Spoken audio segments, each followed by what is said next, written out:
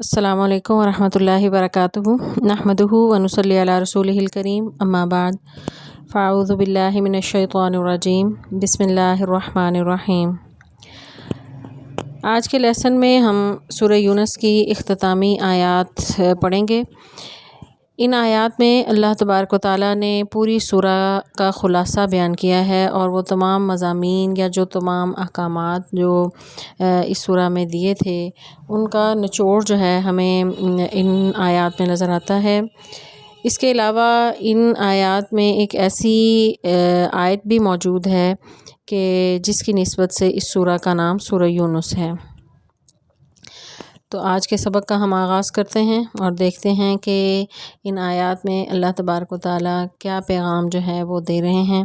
اعوذ باللہ من الشیطان الرجیم بسم اللہ الرحمن الرحیم۔ فلولا تو پھر کیوں نہیں، کانت ہوئی، قریۃ کوئی بستی ایسی کہ آمنت کہ ایمان لائی ہو، فنفعہا تو پھر اس کو نفع دیا ہو ایمانہا اس کے ایمان نے، الا مگر قوم یونس علیہ السلام کی قوم نے کو، لما جب آمنو وہ سب ایمان لے آئے، کشفنا تو ہم نے ہٹا دیا یا دور کر دیا، عنہم ان سے، عذاب الخزی ذلت کا عذاب، فی الحیات الدنیا دنیا کی زندگی میں، ومتعناہم اور ہم نے انہیں فائدہ دیا، الی حین ایک مقرر مدت تک۔ کل کے لیسن میں ہم نے پڑھا تھا کہ کسی بھی شخص کو موت کے وقت ایمان لانا اس کو فائدہ نہیں دیتا، کہ حدیث بھی میں نے آپ کو بتائی تھی کہ توبہ کا دروازہ کھلا رہتا ہے سوائے اس وقت تک کہ سورج مغرب سے طلوع ہو جائے یا پھر کسی کی شخص کی جان جو ہے وہ حلق تک نہ پہنچ جائے۔ تو فرعون کا واقعہ بھی ہم نے کل پڑھا کہ مرتے وقت اس نے جو ہے وہ توبہ کی اور ایمان لانے کا وہ کہنے لگا، لیکن اس وقت اس کے ایمان نے اس کو کوئی فائدہ نہیں دیا۔ اور یہ اللہ کا قانون ہے اور اللہ کا اصول ہے کہ کسی بھی شخص کو اس کے موت کے وقت جو ہے وہ اس کا ایمان لانا کوئی فائدہ نہیں دیتا، سوائے ایک ایسی قوم کے جسے استثناء حاصل ہے، اور وہ ایسی قوم ہے کہ جس کو پر جو ہے وہ اللہ کا عذاب آ چکا تھا، لیکن انہوں نے اللہ سے توبہ استغفار کی وہ عذاب کو دیکھ کر، تو اللہ تعالیٰ نے ان کی توبہ کو قبول کر لیا۔ تو اس کے پیچھے حکمت کیا ہے، کیا وجہ ہے کہ اللہ تعالیٰ نے ایسے حالات میں اس قوم کی توبہ قبول کی؟ تو وہ واقعہ یہ ہے کہ یونس علیہ السلام کی قوم جو ہے، یونس علیہ السلام کو 800 قبل مسیح میں مبعوث کیا گیا نینوا کے علاقے میں، عراق کے قریب۔ تو اپنی قوم کو انہوں نے تبلیغ کی، شرک میں مبتلا تھی یہ قوم، بہت سال انہیں شرک سے منع کرتے رہے، لیکن دیگر قوموں کی طرح اس قوم نے بھی اپنے نبی کو جھٹلایا اور ان کی بات نہ مانی، اور بار بار تلقین کے باوجود جو ہے وہ اسی گناہ میں مبتلا رہے اور پیغمبر کی نافرمانی کرتے رہے، یہاں تک کہ یونس علیہ السلام جو ہے وہ تنگ آ گئے اور اللہ تعالیٰ نے یعنی حکم دے دیا اس قوم پر عذاب دینے کا، اور عذاب کا وقت بھی مقرر ہو گیا۔ تو یونس علیہ السلام نے اپنی قوم کو بتایا، تو ایک نبی جو ہے وہ ایک قدم بھی اللہ کے حکم کے بغیر جو ہے وہ نہیں اٹھاتا۔ یونس علیہ السلام سے ایک غلطی یہ ہوئی کہ انہوں نے اللہ کے اذن کا انتظار کیے بغیر جو ہے وہ جب پتہ چلا کہ اللہ کا عذاب کا جو ہے وہ فیصلہ ہو چکا ہے، تو وہ خود بخود جو ہے وہ بستی چھوڑ کر وہاں سے نکل گئے۔ چاہیے یہ تھا کہ وہ اللہ کے حکم کا انتظار کرتے، تو انہوں نے انتظار نہیں کیا اور وہ وہاں سے بستی چھوڑ کر نکل گئے، اور اس کے بعد جو ہے وہ اللہ کا عذاب آ گیا بادل کی صورت میں، اور وہ کالے سیاہ بادل کی صورت میں جب اس بستی کی طرف وہ بڑھ رہا تھا، تو بستی کے لوگوں نے جب وہ دیکھا تو انہیں اندازہ ہو گیا کہ یہ وہ جو پیغمبر جس عذاب کا وعدہ کر رہے تھے اور جس عذاب کا ڈراوا ہمیں دے رہے تھے، وہ عذاب ہمارے سروں پر پہنچ چکا ہے۔ تو وہ بھاگے کہ یونس علیہ السلام کو ڈھونڈیں اور ان سے کہیں کہ اللہ سے ہمارے طرف سے جو ہے وہ معافی مانگیں کہ یہ عذاب ہم سے ٹل جائے۔ یونس علیہ السلام تو بستی چھوڑ کر نکل چکے تھے، تو وہ عذاب ان کی طرف بڑھ رہا تھا، تو انہوں نے کیا کیا کہ اپنے جانور، اپنی عورتیں، بچے، سب لوگ میدان میں نکلے اور وہاں پر اس قدر گڑ گڑائے، اللہ سے اتنی معافی مانگی کہ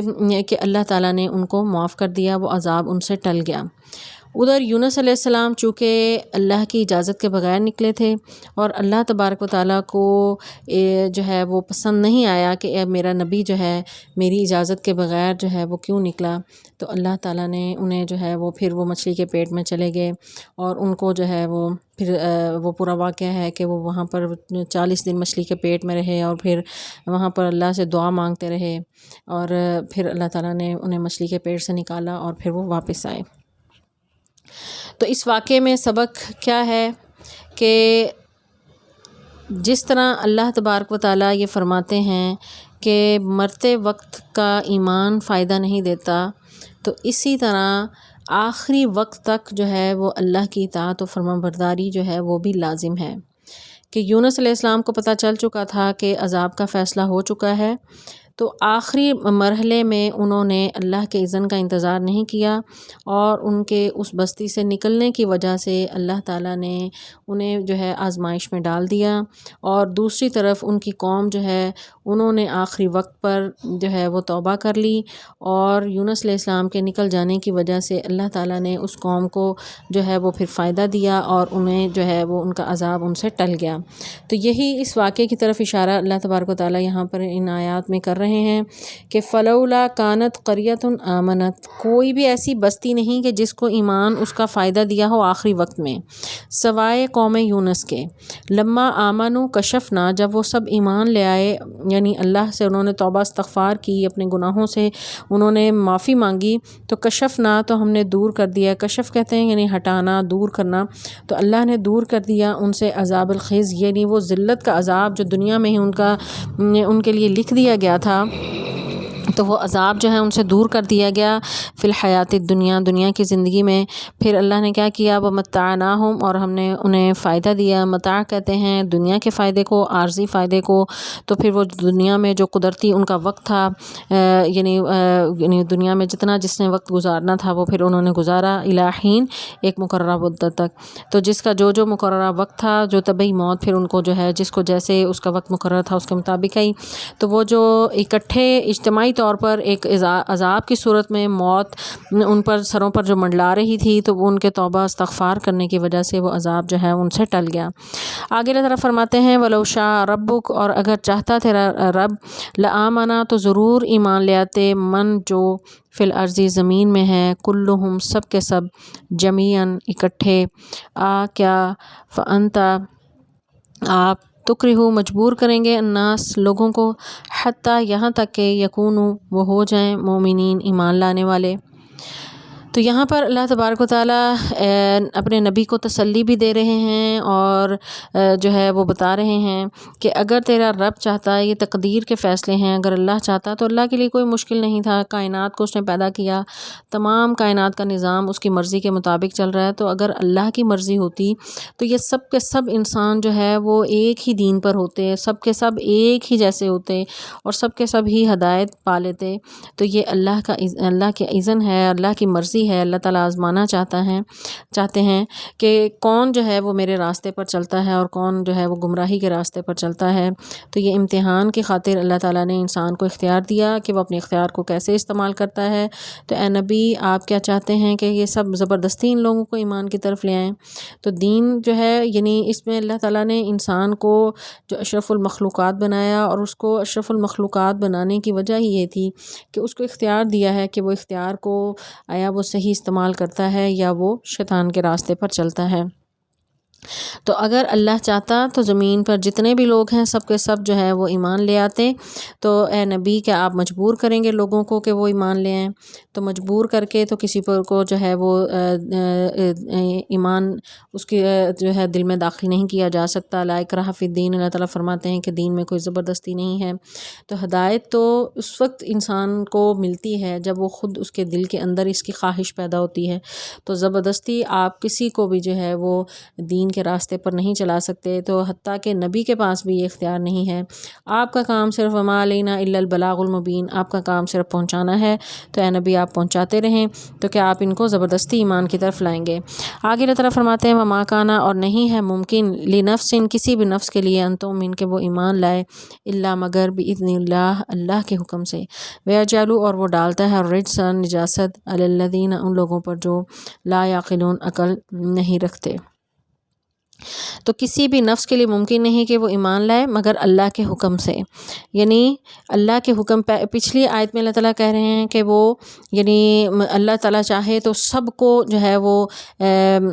مسلمان کر دے یا ایک ہی دین پر چلا دے۔ یہاں پر اللہ تعالیٰ کہتے ہیں کہ اللہ کی مرضی کے بغیر جو ہے کوئی بھی شخص ایمان نہیں لا سکتا۔ تو یہاں پر یعنی اللہ تعالیٰ بتا رہے ہیں کہ اللہ کی مرضی تو یہی ہے، اللہ چاہتے تو یہی ہیں کہ سب کے سب لوگ جو ہیں وہ دین اسلام کو قبول کر لیں اور صحیح راستے پر چلیں، صراط مستقیم پر چلیں، لیکن یہ جو انسان کو اللہ نے اختیار دیا ہے وہ اپنے اختیار کو غلط استعمال کرتا ہے۔ وہاں پر اللہ تعالیٰ پھر مجبور نہیں کرتے، وہاں اللہ تعالیٰ نے اس کو فری ہینڈ دیا ہے، وہ جو چاہے وہ جو ہے وہ راستہ اختیار کرے۔ اور ویجعلوا، اور وہ ڈالتا ہے، الرجس، ناپاکی کو، نجاست کو، الذین، ان لوگوں پر، لا یعقلون، جو عقل نہیں رکھتے، یعنی شیطان جو ہے وہ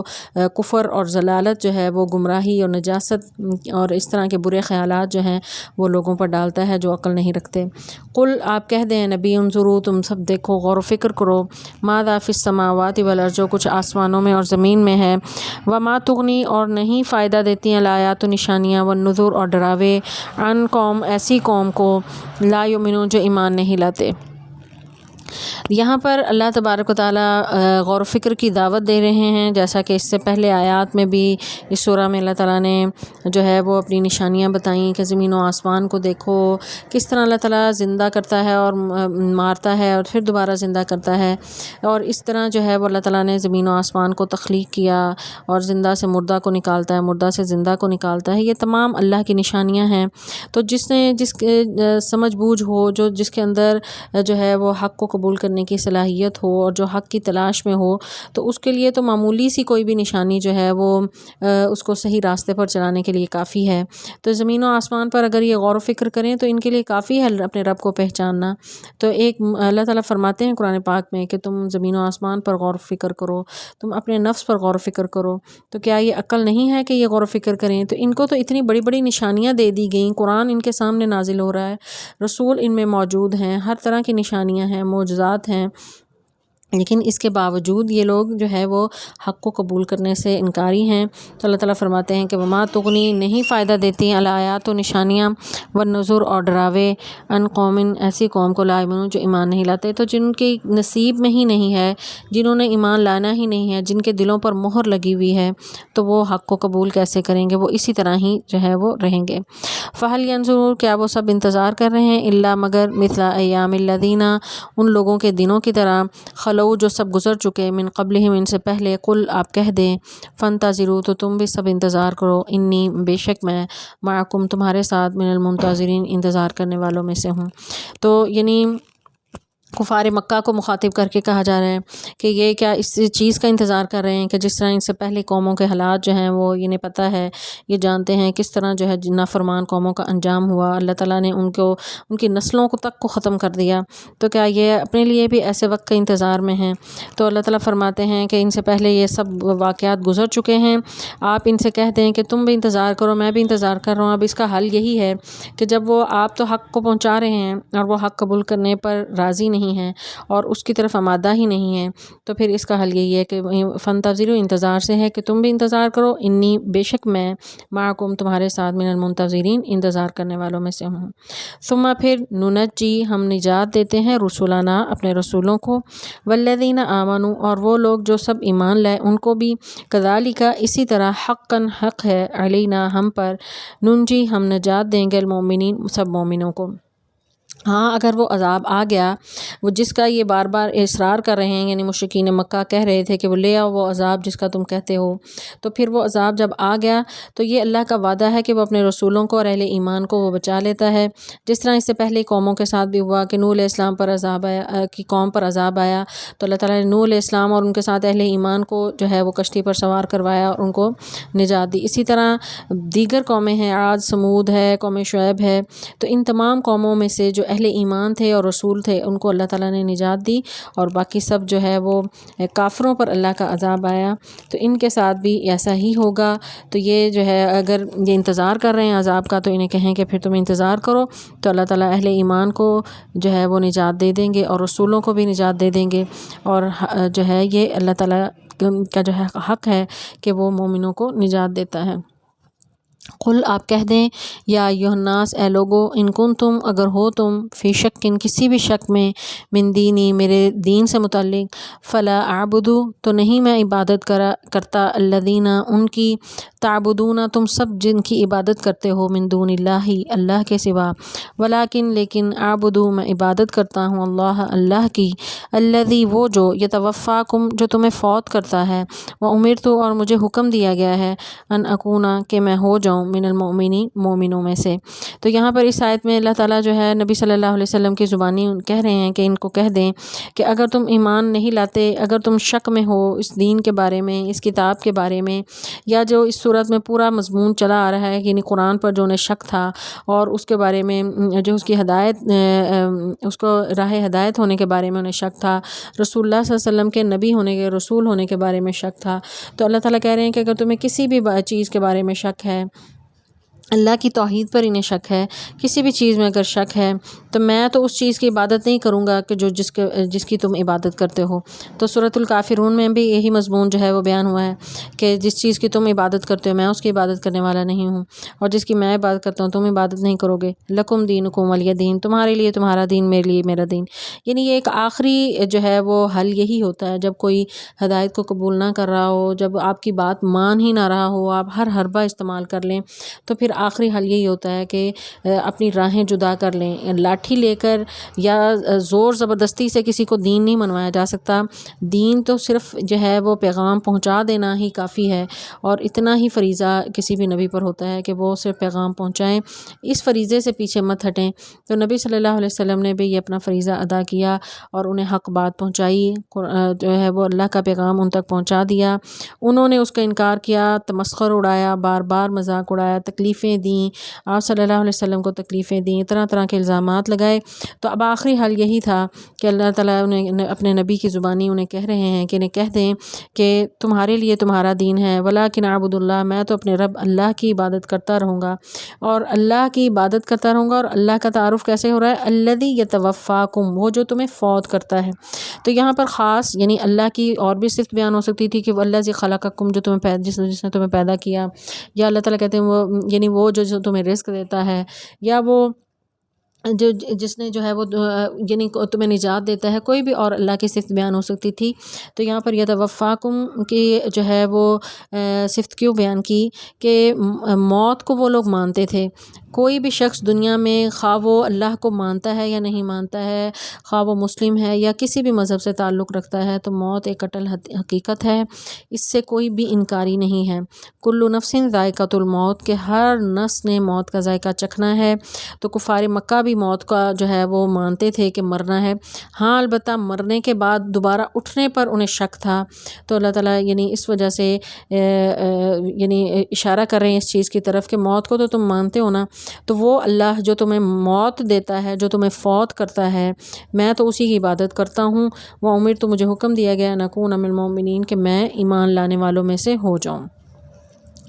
اور ساتھ یہ کہ ون عقیم، اور یہ کہ سیدھا رکھ، وجہ کا اپنا چہرہ، للدین دین کے لیے، حنیفہ یکسو ہو کر، ولا تکونن اور ہرگز نہ آپ ہوں، من المشرکین مشرکوں میں سے۔ اگرچہ خطاب جو ہے نبی صلی اللہ علیہ وسلم سے ہے، لیکن تمام اہل ایمان سے اللہ تعالیٰ کہہ رہے ہیں کہ تم بھی اپنا چہرہ جو ہے وہ دین کے لیے یکسو ہو کر، یعنی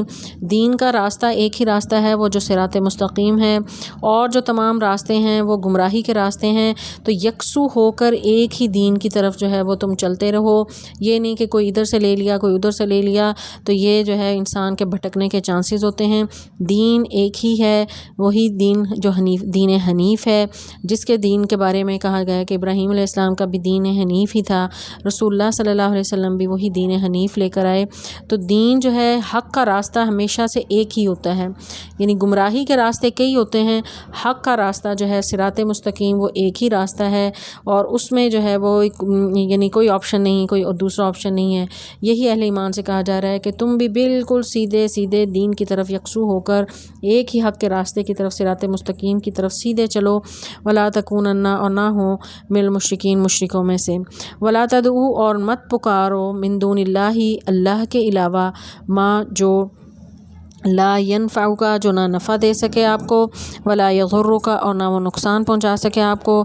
فإن فعلت اور اگر ایسا کیا آپ نے، فإنک تو بے شک آپ اذن اس وقت من الظالمین ظالموں میں سے ہوں گے۔ اگرچہ یہاں پر یعنی کا لفظ جو ہے یہ کسی کو اگلے کو مخاطب کرنے کے لیے ہوتا ہے، تو رسول اللہ صلی اللہ علیہ وسلم جو ہے اول مخاطب اس کے ہیں، لیکن جو ہے حقیقت میں یہ سبق جو ہے وہ دیا جا رہا ہے مشرکین مکہ کو، کہ اور مسلمانوں کو مخاطب اللہ تعالیٰ کر رہے ہیں کہ تم اللہ کے علاوہ کسی اور کو مت پکارنا، کیونکہ اللہ وہ ہے کہ اس کے علاوہ جو ہے نہ کوئی نفع دے سکتا ہے نہ کوئی نقصان پہنچا سکتا ہے، یعنی حاجت روا جو ہے وہ اللہ ہے، مشکل کشا وہی ہے، مشکلات سے نکالنے والا وہی ہے، تمہاری ہر ضرورت کو پورا کرنے والا وہی ہے، یعنی نہ نفع کوئی دے سکتا ہے نہ کوئی نقصان پہنچا سکتا ہے۔ فَإِن فعلت اور اگر تم نے ایسا کیا کہ کسی اور سے نفع یعنی کی امید لگائی یا کسی اور کو مشکل میں پکارا، تو پھر فَإِنَّكَ إِذًا مِّنَ الظَّالِمِينَ تو پھر ظالموں میں سے ہو جائے۔ تو یہ شرک ہے کہ کسی کو حاجت روا ماننا یا کسی کو مشکل کشا اللہ کے علاوہ کسی اور کو مشکل کشا گرداننا، تو اللہ ہی ہر مشکل سے نکالنے والا ہے، اللہ ہی ہر ضرورت پوری کرنے والا ہے۔ تو یہی سبق جو ہے وہ توحید کا لیسن جو اس کا نچوڑ ہے اس سورہ کا، وہ اللہ تعالیٰ یہاں اس آیت میں بیان کر رہے ہیں کہ اللہ کے علاوہ کسی کو نہیں پکارنا، اللہ کے علاوہ کوئی نہ نفع دے سکتا ہے اور نہ ہی کوئی نقصان پہنچا سکتا ہے، اور اگر ایسا آپ نے کیا تو اس وقت ظالموں میں سے ہو جائیں گے۔ اور ظالم جو ہے یعنی ظالم کسے کہتے ہیں؟ جو شرک کرتا ہے وہ بھی ظالم ہے۔ ان شرک لظلم عظیم، اللہ تعالیٰ نے قرآن پاک میں بیان کیا ہے کہ شرک جیسا ظلم جو ہے وہ کوئی ہے ہی نہیں، شرک سب سے بڑا ظلم ہے۔ تو جس نے بھی اللہ کے علاوہ کسی اور سے کو حاجت روا مانا یا اللہ کے علاوہ کسی اور کو مشکل کشا مانا، تو ایسا شخص جو ہے وہ ظالم ہوگا۔ آگے اللہ تعالیٰ فرماتے ہیں وَإِن يَمْسَسْكَ اور اگر آپ پہنچائے آپ کو اللہ بِضَرٍ کوئی تکلیف، فَلَا كَاشِفَ لَهُ تو اس کو کوئی دور کرنے والا نہیں، إِلَّا هُوَ مگر وہی، وَإِن يُرِدْكَ اور اگر ارادہ کرے آپ کے ساتھ بخیر کسی بھی بھلائی کا،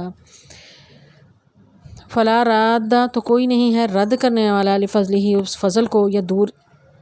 رادہ یعنی رد کرنے والا، دور کرنے والا، ہٹانے والا، فضل اس لفضل ہی اس فضل کو، یصیب وہ پہنچاتا ہے بھی اس فضل کو من یشاء جسے چاہتا ہے، من عبادہ اپنے بندوں میں سے، وہوا اور وہ الغفور بخشنے والا، الرحیم رحم کرنے والا ہے۔ تو یہاں پر بھی اللہ تعالیٰ اسی جو سبق کو جو آیت نمبر 105 میں اللہ تعالیٰ نے بیان کیا، 106 میں اسی کو ہی دوبارہ بیان کر رہے ہیں کہ اگر اللہ تعالیٰ کسی کو کوئی نقصان پہنچانے کا ارادہ کر لے تو کوئی بھی دنیا کی طاقت ایسی نہیں ہے کہ وہ اس نقصان کو سے جو ہے وہ اس شخص کو بچا لے، یا اگر کسی کو اگر اللہ تعالیٰ کوئی نفع پہنچانا چاہیں، کوئی فائدہ پہنچانا چاہیں، کوئی بھلائی کسی کے ساتھ کرنا چاہیں، تو پوری دنیا بھی اگر مل کر چاہے تو وہ اس کو بھلائی کو نہیں روک سکتی۔ تو نبی صلی اللہ علیہ وسلم کی حدیث بھی ہے کہ آپ صلی اللہ علیہ وسلم فرماتے ہیں کہ اگر تمام دنیا کے جنوں انس یعنی صرف انسان نہیں جنوں کو بھی ساتھ ملا لیں اور اگر وہ سب مل کر بھی زور لگائیں اور کسی شخص کو اگر کوئی نفع کو اللہ تعالیٰ پہنچانا چاہیں تو اس سے روکنا چاہیں تو وہ نہیں روک سکتے۔ اسی طرح اگر اللہ تعالیٰ کسی کے ساتھ کوئی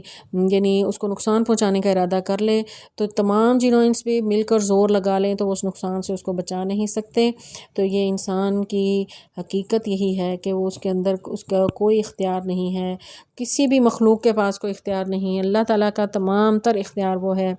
اور تمام طرح کا نقصان سے بچانے والی ذات جو ہے وہ اللہ کی ہے، ہر طرح کا فائدہ پہنچانے والی ذات صرف اللہ کی ہے۔ تو جب اللہ کے علاوہ کسی کے پاس یہ قدرت اور طاقت ہی نہیں ہے تو پھر اس رب کی ہی عبادت کیوں نہ کی جائے، اسی کی بات کیوں نہ مانی جائے، اسی کو راضی کرنے کی کوشش کیوں نہ کی جائے۔ تو یہی اللہ تعالیٰ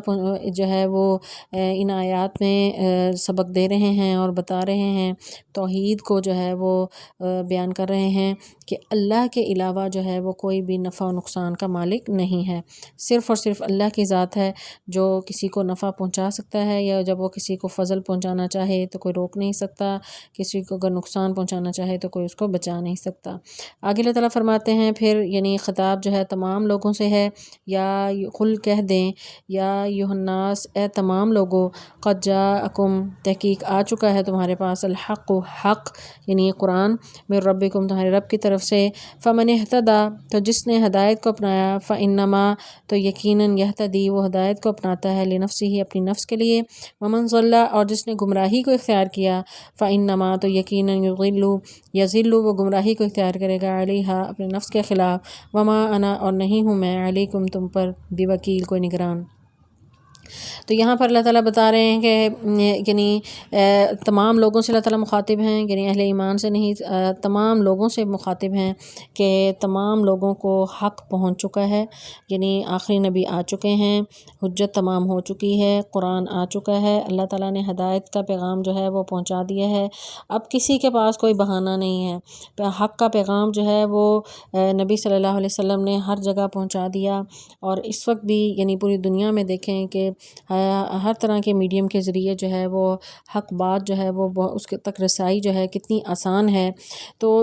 حق یعنی قرآن اور ہدایت، رہنمائی جو ہے وہ اللہ کی طرف سے جو ہے وہ پہنچ چکی ہے، تو جو بھی کوئی اگر صحیح راستہ اختیار کرتا ہے تو وہ اس کو ہی فائدہ ہوگا، لیکن اگر کوئی گمراہی کے راستے پر چلتا ہے تو وہ خود اپنی جان پر ظلم کرنے والا ہے، کیونکہ اللہ تعالیٰ نے تو یہ جو مہلت دی ہے، وہ مہلت ہر انسان کو جو دی ہوئی ہے، تو اس مہلت میں جو بھی وہ کمائے گا اس کے مطابق جو ہے اس کا آخرت میں انجام ہوگا۔ تو اگر وہ اللہ کے بتائے ہوئے راستے کے مطابق صحیح راستے پر چلتا ہے اور حق کو قبول کرتا ہے اور قرآن کے بتائے ہوئے طریقے پر چلتا ہے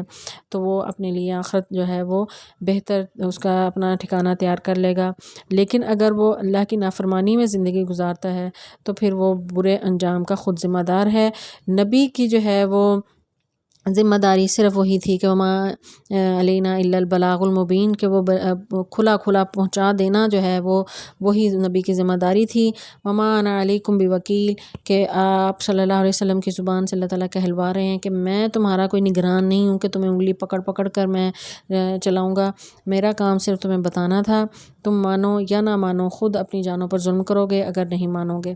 آگے اللہ تعالیٰ فرماتے ہیں واتبع، آپ پیروی کریں، ما یوحیٰ، جو وحی کی جاتی ہے، الیک، آپ کی طرف، واصبر، اور آپ صبر کریں، حتیٰ، یہاں تک کہ، یحکم، فیصلہ کرے اللہ، وہو، اور وہ، خیر الحاکمین، اور وہ سب سے بہتر فیصلہ کرنے والا ہے۔ تو سورت کا آغاز بھی وحی سے ہوا تھا، اکان للناس عجبا، کیا لوگ اس بات پر حیران ہوتے ہیں کہ انا اوحینا، کہ ہم نے وحی کی ایک مرد کی طرف۔ تو سورہ کا اختتام بھی اللہ تعالیٰ وحی سے ہی کر رہے ہیں کہ آپ پر اے نبی جو وحی کی گئی ہے آپ اسی کی پیروی کریں، آپ کا کام بھی یہی ہے، اور صبر کی تلقین نبی صلی اللہ علیہ وسلم کو دی جا رہی ہے کہ پوری سورہ میں ہم دیکھتے ہیں کہ کس طرح آپ کو آزمایا گیا، کس طرح لوگوں نے آپ پر کو تکلیفوں میں جو ہے وہ ڈالا ہوا تھا، قرآن پر اعتراض، آپ کی ذات پر اعتراض، طرح طرح کے الزامات، تو آپ کو یہ درس دیا جا رہا ہے، آپ کو یہ جو ہے وہ سبق اس سورہ میں اللہ تعالیٰ یہ دے رہے ہیں کہ آپ صبر کریں، اور مومنوں کو بھی یہ حکم دیا گیا ہے کہ وہ صبر سے کام لیں۔ اور یہ سورت چونکہ مکی سورت ہے اور اس وقت جہاد ابھی فرض نہیں ہوا تھا، تو جتنا بھی یعنی کفار مکہ کی طرف سے ظلم تھا اور اعتراضات طرح طرح کے کیے جا رہے تھے، تو اس پر مسلمانوں کے اندر جو ہے وہ یعنی ان کے اندر بھی یہ جذبہ ابھرتا تھا کہ وہ ان کا مقابلہ کریں اور ان کی زیادتیوں کا بدلہ لیں۔ تو اللہ تعالیٰ نے یہ انہیں حکم دیا ہے کہ جب تک تمہارے پاس قوت اور قدرت طاقت نہیں ہے اس وقت تک تم نے صبر کرنا ہے۔ تو اللہ تعالیٰ فرماتے ہیں کہ وصبر، اور صبر کرو، کہ حتیٰ، یہاں تک کہ، یحکم اللہ، کہ اللہ فیصلہ کرے، کہ فیصلہ کیا ہے، یعنی وہ جہاد کی اجازت ہے، وَهُوَ خَيْرُ الْحَاكِمِينَ، اور وہ سب سے بہتر فیصلہ کرنے والا ہے۔ یعنی اللہ تعالیٰ کی حکمتوں کو اللہ تعالیٰ ہی جانتے ہیں، کوئی انسان نہیں جانتا۔ انسان بہت جلد باز ہے اور وہ چاہتا ہے کہ جلد از جلد مجھے جو ہے وہ میں ہر کام کر لوں اور اپنی مرضی کے مطابق کروں، لیکن اللہ کا فیصلہ ہے، اللہ تعالیٰ جانتا ہے کہ کس شخص کو کس وقت جو ہے وہ کس چیز کی اجازت کی ضرورت ہے اور کون سا فیصلہ جو ہے اس کے لیے بہترین فیصلہ ہے، اور وہ بہترین فیصلہ کرنے والوں میں سے ہے۔ جزاک اللہ خیر۔ السلام علیکم ورحمۃ اللہ وبرکاتہ۔